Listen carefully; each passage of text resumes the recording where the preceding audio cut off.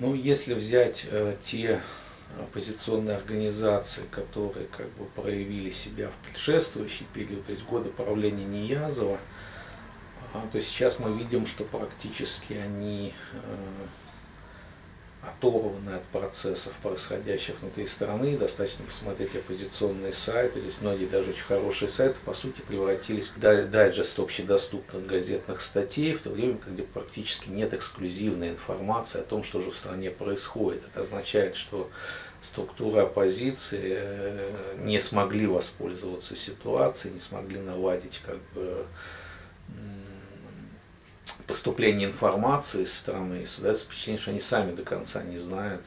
то, что там происходит, а, конечно, без связи с страной, без опоры на людей внутри невозможна никакая серьезная политическая работа за границей. Ну да, конечно, но прежде всего на зарубеж, то есть это ситуация типичная для как бы стран с отсутствием демократии, когда невозможно организовать изнутри какое-то, скажем, общественное давление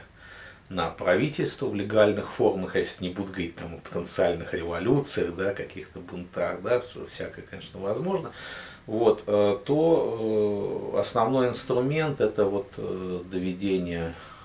основной инструмент как бы тех организаций правозащиты, которые заинтересованы в улучшении ситуации, это сбор информации и доведение ее до как бы международных партнеров Туркменистана, чтобы те вот использовали расширяющиеся контакты для постановки этих проблем, и невозможно рассчитывать на как бы уступки сразу и по большому числу направлений, но чем больше, чаще эти вопросы ставить, тем, может быть, можно достичь какой-то результат. Иногда это занимает долгое время, иногда это удается сделать то, что трудно было ожидать, и, наверное, как в свое время вот с Советским Союзом лоббирование конкретных дел это более просто всегда, чем решение более систематических проблем, но эта практика, она и раньше существовала, и она сейчас сохраняет свою актуальность применительно к Туркменистану. Ну, как бы ключевой момент это прекращение подавления инакомыслия. Да? Значит, если подавление вот в плане арестов, там, осуждений, по крайней мере, да, оно, в общем-то, прекращено или временно приостановлено, пока мы не знаем, то следующим шагом логичным было бы предоставление возможностей для работы вот, неправительственным организациям, по крайней мере, для начала хотя бы там тем, которые ставят там вопросы экологии, какие-то еще политически нейтральные. И также как бы аналогичное как бы смягчение позиции гоsorганов в отношении малых религиозных групп. Вот. А дальше как бы следующий этап это, конечно, легализация правозащитных организаций, раз, это возможность для уже какой-то более свободной журналистики, два. Вот. Но я сейчас вообще не затрагиваю вопрос о свободе передвижения, здесь вот как бы можно отдельно отслеживать ситуацию, но я думаю, что это напрямую связано, потому что снятие как бы ограничений на поездки и на въезд в страну, оно неизбежно приведет к тому, что люди будут обмениваться идеями, да, так сказать, с внешним миром, видеть этот внешний мир, понимать, что возможно новое устройство общества, и это как бы будет в свою очередь влиять на внутренние процессы в стране. То есть так же, как вот, скажем, первый фестиваль молодежи и студентов в 50-е годы, да, при том, что общество, да, там осталось по-прежнему коммунистическим, в хрущевский период, все равно это было таким очень большим как бы духовным толчком, да, для вот интеллигенции там, в Москве, да, с теми, кто мог общаться с приехавшими вдруг иностранцами, да, после долгого периода закрытости, что, конечно, все это привело к определенным трансформациям внутри общества. Ну и, конечно, вопрос о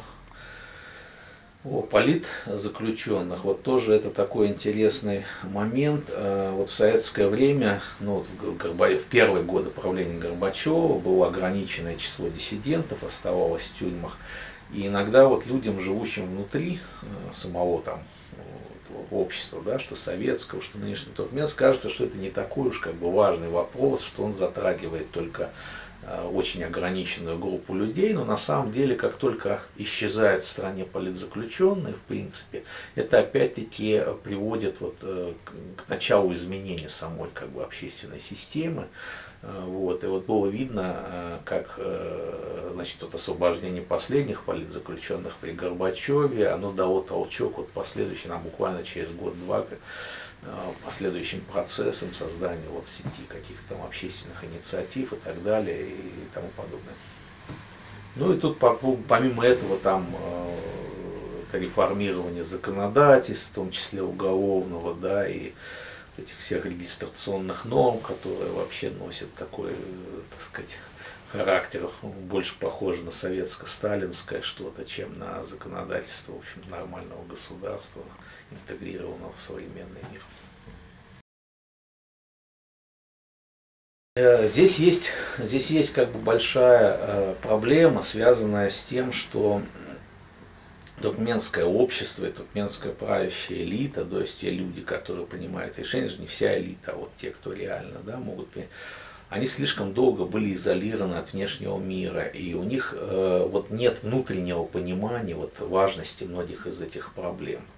И мне кажется, что если и можно вот будет ожидать каких-то сдвигов, то это только при той ситуации, что внешний мир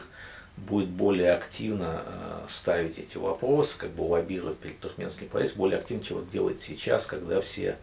увлечены гонкой за энергоресурсами, пытаются один опередить другого, в то время как вот эти вопросы прав человека отходят на второй план.